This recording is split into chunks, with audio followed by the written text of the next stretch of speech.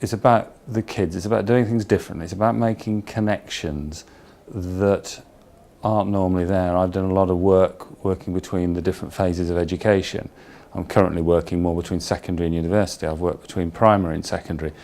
And what you discover is that there's the kind of siloing of attitudes that we do in Britain actually disadvantages our young people. And I'm a big believer in offering opportunities to communities that have just not had those opportunities for decades and for generations. You've never known fear till you've given an infant assembly.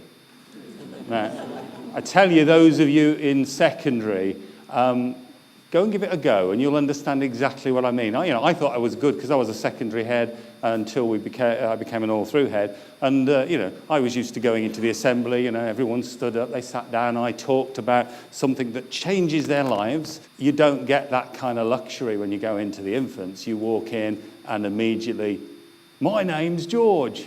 My dog was sick this morning.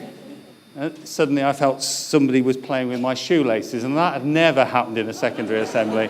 So bravery is something we do need. Fear, we have fear. It's the natural part. The main thing is to drive about the passion about why you do it. I often say to the staff I work with, I said, if you're not passionate about this, if you're not coming in, then don't come in, because the whole point is you've got to want to work, you've got to want to change lives. Teaching is too difficult a job to just be in it for the paycheck. You have to want to do, and you have to understand what it is that you're driving for. So for me, my drive is about the passion. I live who I am. I've been a head for over 10 years. I've been a senior leader for over 15. And each organisation I've led, I've done so with my heart.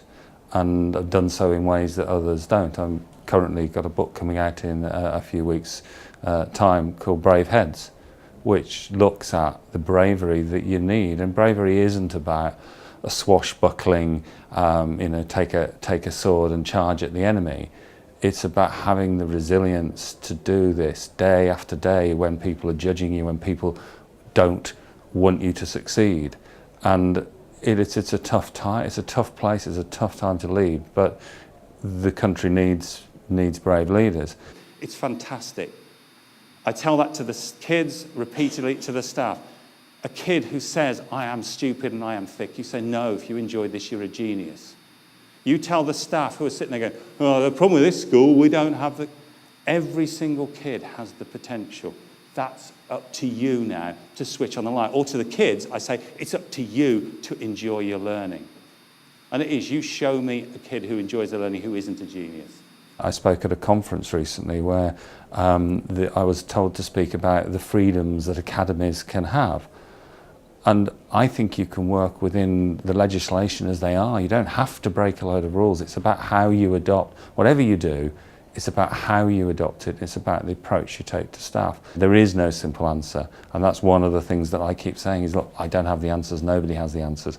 But unless you get out there and try it, how are you ever going to know? And that's where bravery comes. Bravery comes in doing the silly things, the bizarre things, having the confidence to do that when you've actually got an axe hanging over your neck. And it does take bravery, and it's a tough world, but it's a good one.